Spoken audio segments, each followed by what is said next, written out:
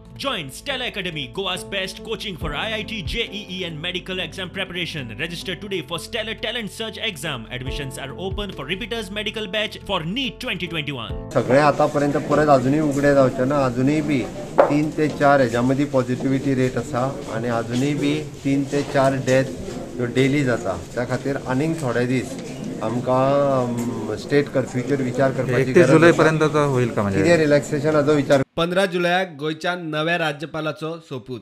सकाळी 11 वरांचेर PS श्रीधरन पिल्लय राज्यपाल पदाचो सोपूत घेतलो.